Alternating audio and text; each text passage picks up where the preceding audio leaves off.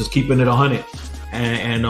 You know, we're full of clips. That came about more down the road with the introduction where Chris, with Pun, rest in peace. I knew Pun when he was about my size. He wasn't big, fat, you know, overweight, none of that shit. He was just a hustler from around the corner from my mother's block.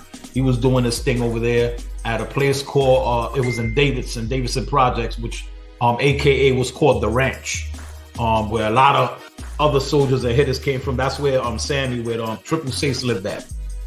And then I lived right around the corner at my mom's block and that. And then so I knew Pun first. No, I knew Sace first for many years. Sace was just used to play a lot of softball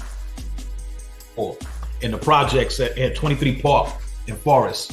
And then I knew him from the block and everything like that. So that's how the introduction with Sace was. Sace always been there. We always knew Sammy, always knew Sace. Cuban came later on down the road when they built these little projects, and they had knocked down these big buildings that were, you know, the Bronx was on fire. So they had knocked down all these buildings. It was a big empty lot. Then they built these things that was called the Little Village. So for short, they call it the Little Vills. And so Cuban moved there. I didn't know him at the time. And then I knew Pun from the block and that. Long story short, I had the introduction through Pun and met Cuban through that. So then that I already knew Sace. They were doing their thing with rapping and stuff like that. And I was doing my own thing on the side, my own, and they were doing their own thing. I was mostly like what you call the muscle. And I was managing people, you know, doing all that. And then I started doing that with Pun and them too, you know, trying to, you know, do my thing. And then we just all decided, yo, let's start this group. So we did the group and it was called Full of Clips. We was into that horrorcore shit, you know what I'm saying? So it wasn't like really, this was at the time when Wu-Tang bring out their little spots and that and bring in the horrorcore scenes and all that with their other parts. So we got into that because that's what was popping at that time. So we started doing the whole horrorcore scene and everything. Then slowly but surely on the low in the streets, we started blowing up.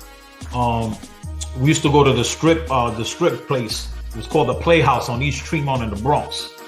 And they had Grandmaster, who was it? Melly Mel had a little open mic thing going on inside the strip joint.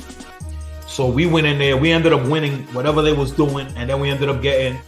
So since we won, we got invited to go on the show. Back in the days, Hot 97.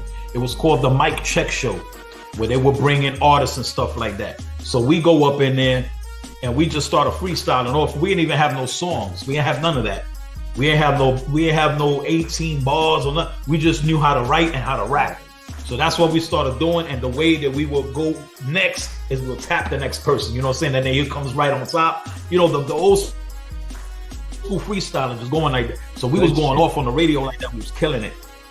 Next thing you know, we created a big buzz in the street in the Bronx. But everybody didn't know that we were Hispanic. Nobody knew that we were Puerto Rican, Cuban. Me and Pun was Puerto Rican. You know, Sace is Dominican, and then Cuban is Cuban.